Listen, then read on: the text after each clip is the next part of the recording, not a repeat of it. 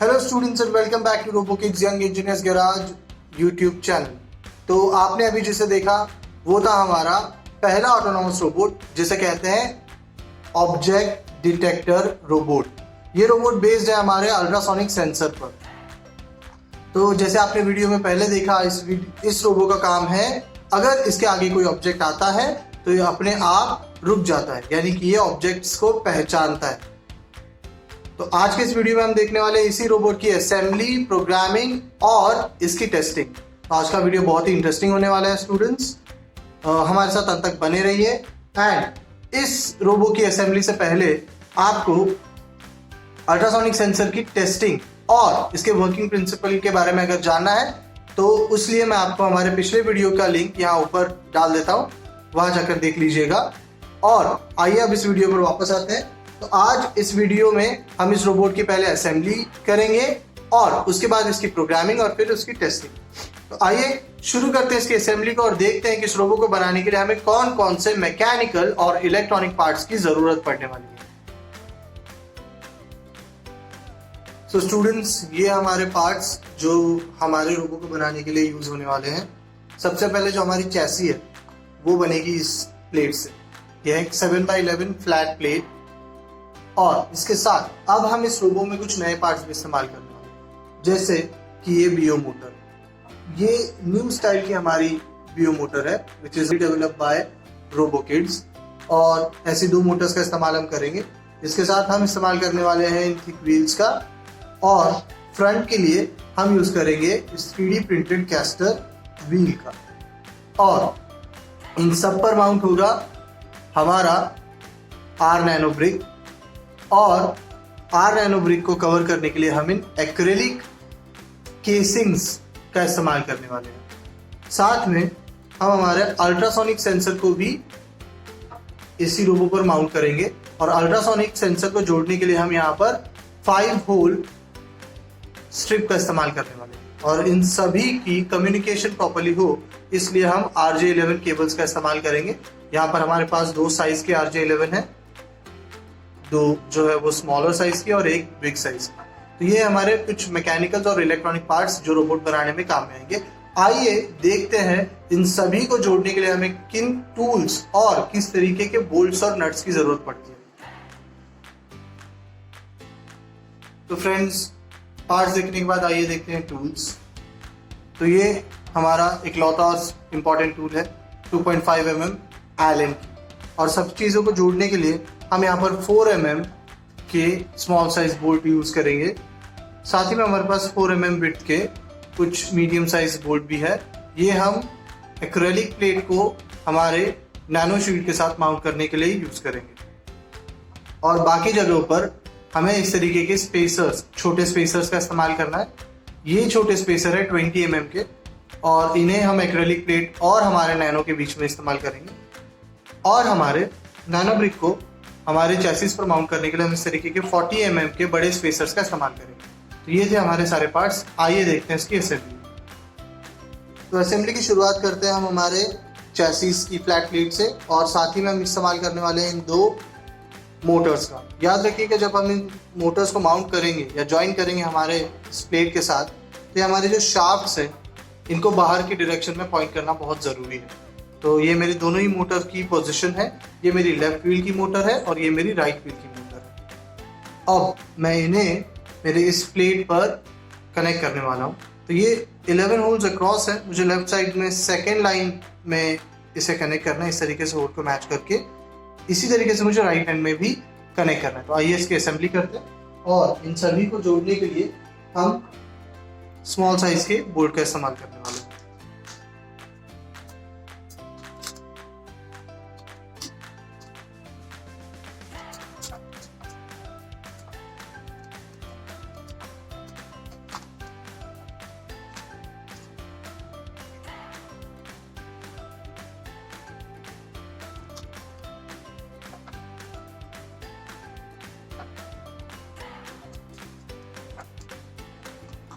हमारी मोटर यहाँ लग चुकी है हमारी प्लेट के साथ। अब आइए लगाते हैं इसका फ्रंट कैस्टर व्हील। ये हमारा फ्रंट कैस्टर व्हील है।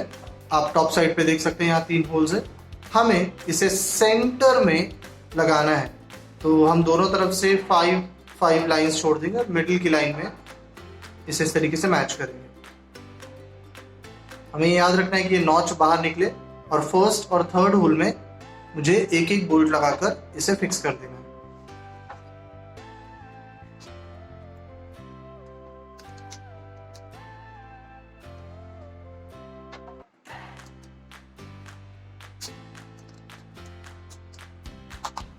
हमारी चेसिस ऑलमोस्ट कंप्लीट हो चुकी है।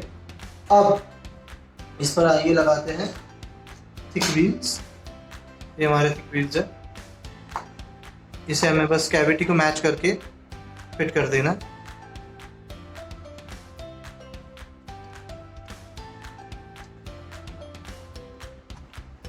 हमारी रोबोटिक कार ऑलमोस्ट रेडी है। अब इस पर हमें हमारे आर्डिनो नैनो की ब्रिक को माउंट करना है। उसलिए सबसे पहले हम लेते हैं 3 मेटल स्पेसर और इन्हें इन चैसिस पर माउंट करें। इसके लिए बहुत ही सिंपल है, हमें 3 बोल्ट लेने और हम पहला वाला जो ये स्पेसर है इसे मिडल लाइन में यहाँ बैक साइड पर माउंट करें। बहुत ही सिंपल है, सिर्फ एक एंड से हमें बोल्ट को डालना है और इसे लगाना है। इसी तरीके से हम यहाँ और यहाँ एक और स्पेसर को फिक्स करें।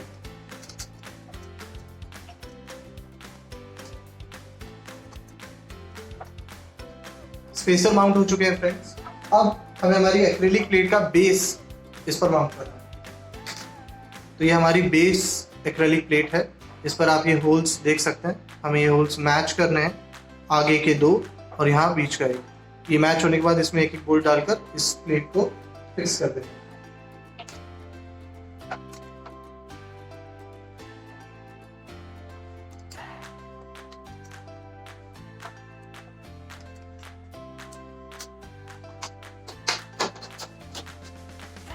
बेस प्लेट के माउंट हो जाने के बाद आइए माउंट करते हैं हमारे नैनो को। तो ये हमारा नैनो है। नैनो की पोजीशन हमें हमेशा इस तरीके से रखनी है कि ये नैनो पीछे की तरफ इन मोटर्स के पास आए और ये प्रोग्रामिंग स्विच आगे की तरफ जाए। अब ये 4 वेकेंट होल्स को हमें मैच करना है नैनो के साथ और इस पर माउंट करना है। अब नैनो को बेस प्लेट से अटैच करने के लिए हमें मीडियम साइज के बोर्ड और इन छोटे स्पेसर्स की जरूरत पड़ेगी।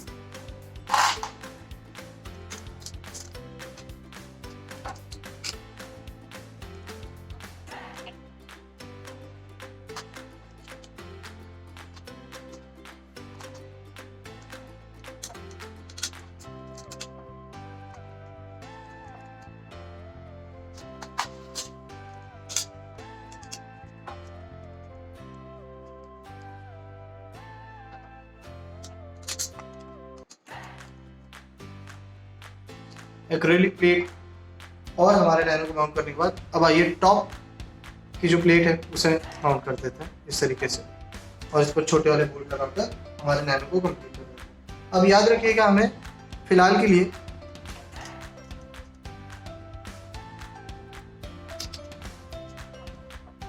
आगे वाले होल्स को वैकेंट ही रखना है, क्योंकि इन होल्स पर अब हम हमारे सेंसर को लगाने वाले हैं।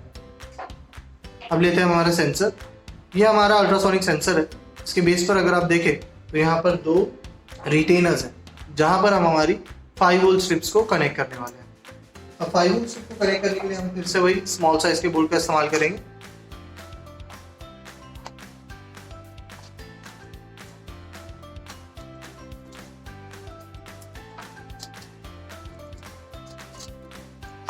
आपको इसे कनेक्ट करते हुए याद रखना है कि इसे इन स्ट्रिप्स को लूज रखना है।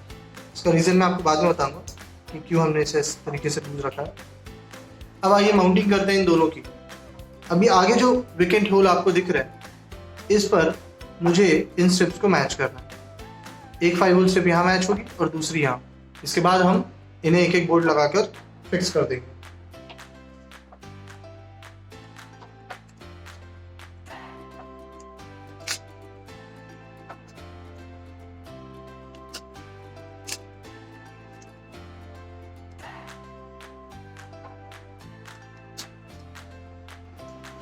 हमारा सेंसर यहाँ माउंट हो चुका है।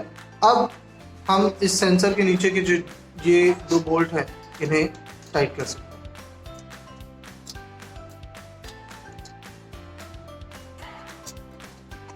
तो हमारी असेंबली ऑलमोस्ट डन हो चुकी है। आइए अब करते हैं इसकी केबलिंग, या हम मोटर्स और सेंसर को कनेक्ट करते हैं हमारे आर्डिनो ब्रेक के साथ। अब हमारे पास यहाँ है कुछ RJ11 केबल्स। इसमें से एक केबल जो लेंथी है पहले उसे इस्तेमाल कर लेते हैं। तो ये लेंथी वाली केबल मैं हमारे लेफ्ट फील्ड के मोटर से कनेक्ट करता हूँ।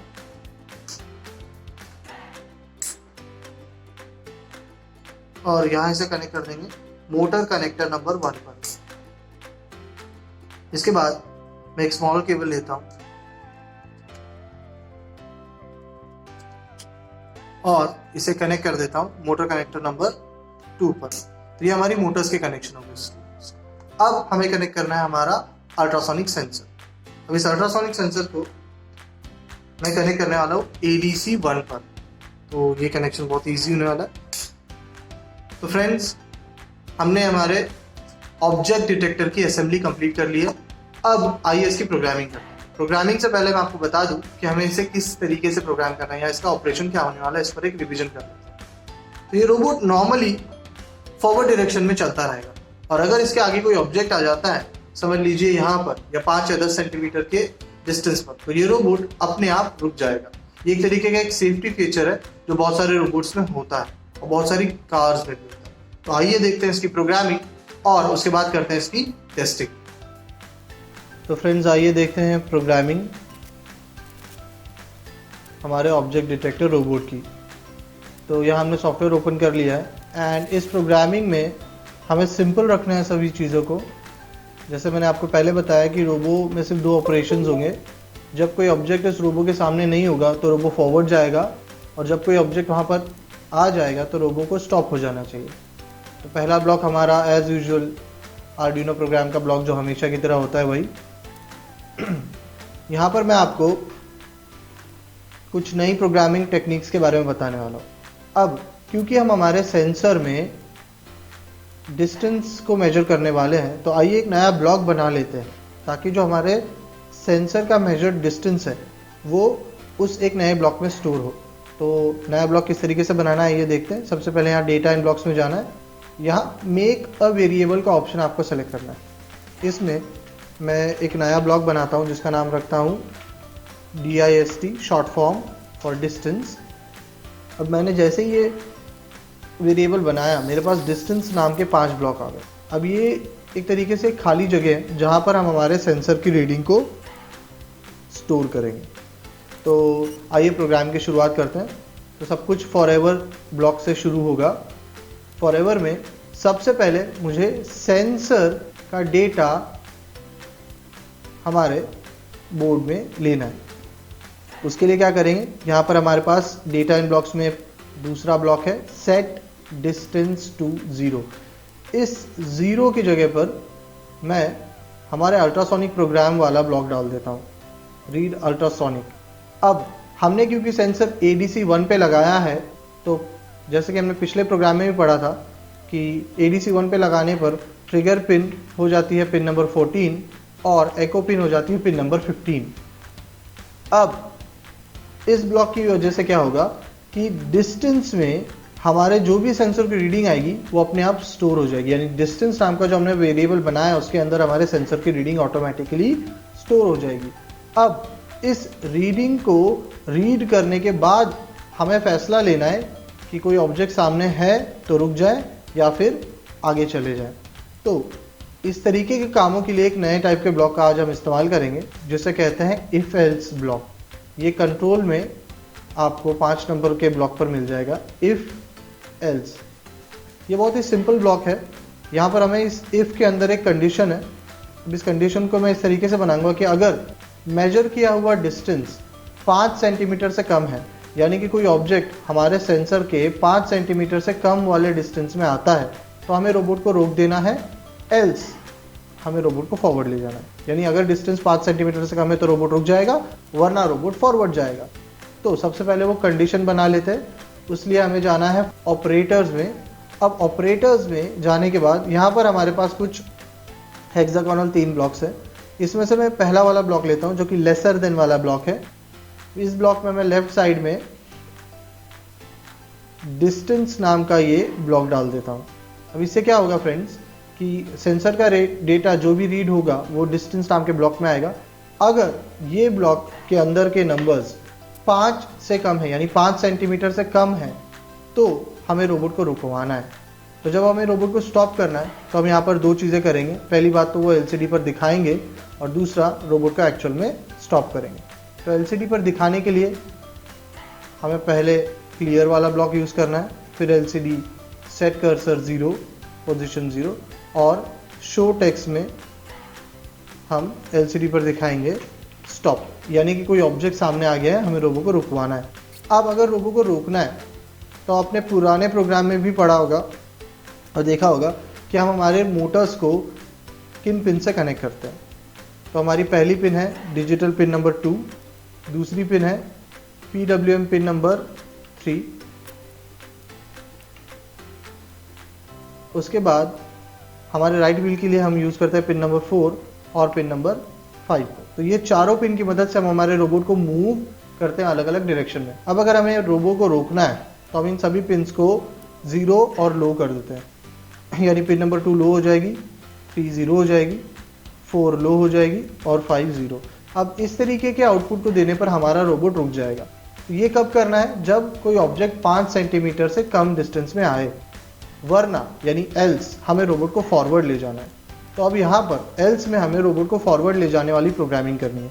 तो इसके लिए सारे ब्लॉक्स को मैं फिर से नहीं लिखूंगा फ्रेंड्स, मैं इन्हीं ब्लॉक्स को कॉपी कर लूँगा। यानी मैं LCD क्लियर पर जाता हूँ, राइट क्लिक करता हूँ और डुप्लीकेट को क्लिक करता हूँ, यानी इसके अंदर के जितने ब्लॉक्स थे वो सारे के सारे कॉपी हो गए।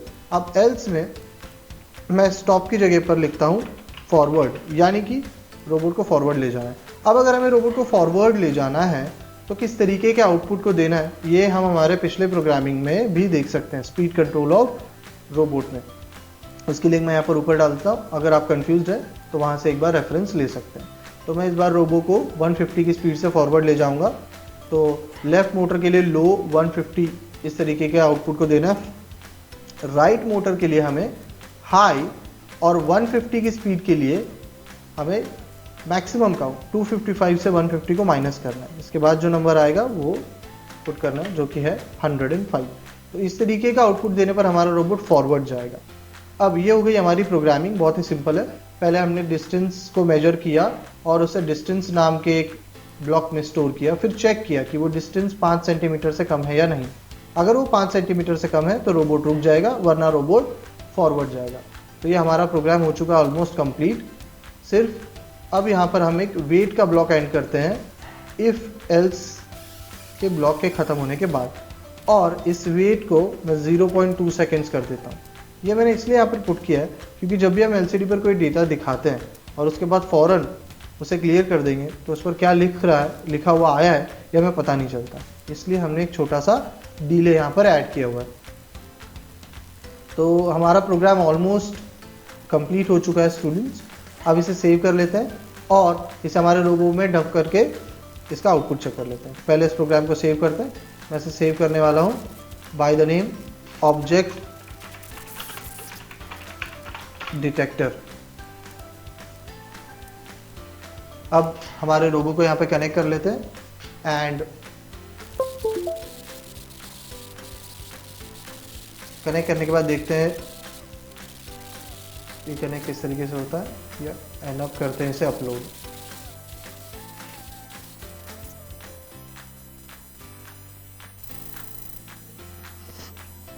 तो ये हो गया हमारा प्रोग्राम अपलोड। आइए देखते हैं इसका एक आउटपुट। तो फ्रेंड्स प्रोग्राम अपलोड हो चुका है और अब आइए देखते हैं इसकी टेस्टिंग। तो टेस्टिंग के लिए मैं हमारे इस रोबो को पावर देने वाला हूँ एक 12 वोल्ट 1 एम्पियर के अडेप्टर से। साथ ही में मैं एक एक्सटेंशन केबल का इस्तेमाल करूंगा ताकि ये रोबो की रेंज थोड़ी ज़्यादा बढ़ जाए। और ये मेरे पास एक रेक्टेंगुलर शेप की चीज़ है जो मैं एज एन ऑब्जेक्ट इस्तेमाल करूंगा, जिसके सामने आने पर रोबोट को आइडियली रुक जाना चाहिए। तो आइए करते हैं टेस्टिंग और देखते हैं कि किस तरीके से हमारा रोबोट फंक्शन करता है।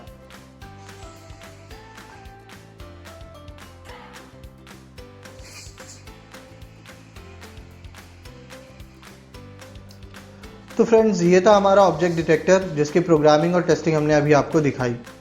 तो अगर आपने हमारे चैनल को सब्सक्राइब नहीं किया है तो अभी सब्सक्राइब कर लीजिए और बेल आइकन को दबाना मत भूलना, ताकि ऐसी और भी इंटरेस्टिंग वीडियोस की नोटिफिकेशन आपको मिलती रहे। बने रहिए हमारे साथ। हम हमारे नेक्स्ट वीडियो में बनाने वाले ऑब्जेक्ट फॉलोइंग रोबोट, जो किसी भी ऑब्जेक्ट को फॉलो करेगा। तो हमारे साथ जुड़े रहिए और इसी तरीके से हमें सपोर्ट करते रहिए, ताकि और भी ऐसे इंटरेस्टिंग वीडियोस को हम बनाते रहेंगे।